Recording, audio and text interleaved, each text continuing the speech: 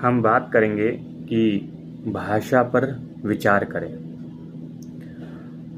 हमारे कोई भी निर्णय, कोई भी सलाह, कोई भी कृत्य के पीछे की जो अभिव्यक्ति होती है, जो हम अभिव्यक्त करते हैं, वो भाषा के माध्यम से ही करते हैं। और भाषा की जानकारी या कुशलता ना होने पर विवाद बढ़ता है। जैसे मान लीजिए मेरी जो पीछे वॉल देख रहे हैं आप, वो कुछ नारंगी रंग की है, तो मैं कहूंगा मेरे पीछे की जो वॉल है वो नारंगी रंग की है। लेकिन हो सकता है जहां आप बैठे हों और आप कहें कि दीवार जो है वो नारंगी नहीं बल्कि काले रंग की है।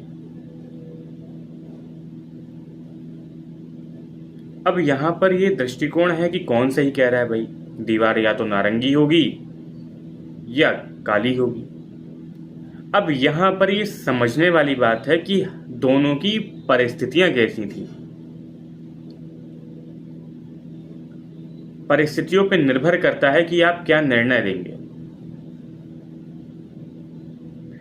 अगर मैं ये कहूं कि अभी के लिए इस समय जब मुझे प्रकाश मिल रहा है, जब मेरी नेत्र ठीक से कार्य कर रहे हैं, एक उचित दूरी बनी है किसी वस्तु को देखने के लिए, तब मैं एक दृष्टि से कह सकता हूं कि अमुक अमुक दीवार नारंगी रंग की है। और दूसरे व्यक्ति की अगर मैं परिस्थिति के बारे में कहूं तो मुझे ज्ञात होता है कि वह व्यक्ति तो अंधा था, इसलिए वो कह रहा है कि दीवार काले रंग की होती है और उसके घर की दीवार काले रंग की ही है, उसके माता पिता ने उसको बताया है। अब यहां पर भाषा के माध्यम से अगर वो ये बात स्पष्ट कर देता कि मेरे घर की दीवार का रंग काला है, तो विवाद खत्म हो जाता। जबकि उसने कहा नहीं नहीं, दीवार तो काले रंग की है, नारंगी नहीं है। तो ये भाषा का संवाद है कि आप कितने स्पष्ट होकर के भाषा का सदुपयोग कर रहे हैं। आपको ये मेंशन करना पड़ेगा भाषा में कि आप इन इन परिस्थितियों के कारण ऐसा कह रहे हैं। और जब भी वो परिस्थितियां दिखाई नहीं दे पाती हैं तो विवाद खड़ा होता है।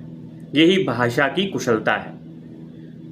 भाषा आती है, विवाद कम हो जाएगा। भाषा नहीं आती, विवाद बढ़ जाएगा। कौन ठीक कौन गलत। तो भाषा पर विचार कीजिए, तब आपको मालूम पड़ेगा कि आप भाषा के चक्कर में कितने विवादों में फंस रहे हैं।